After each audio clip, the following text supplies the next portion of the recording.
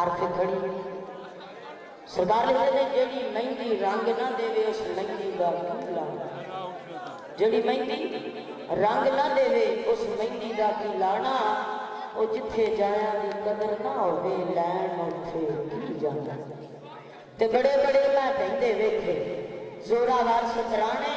वो बेवकूफां दे नौकर वेखे दानिश मंद सियाने। कलामिया मोहम्मद बख्श आरके खड़ी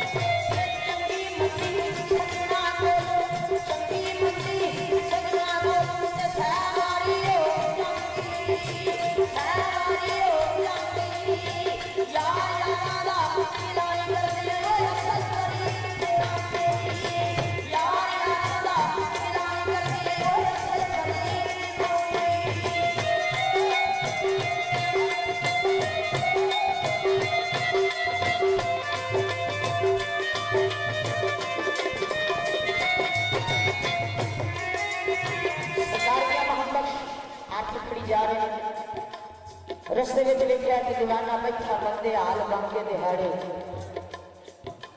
पार्टी पिशा के सिर में खा के सरकार दीवाने ने कुछ देने दीवाने आईदा बंदा हाल क्यों बनाया है।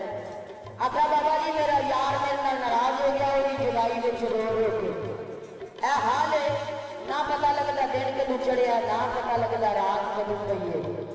यार की जुलाई में रो रो के हाल हो गया। मियां मोहम्मद आरके खड़ी हो कोल लोग लिखते ने कावले गौर मेले फिर जाके लिखते हैं।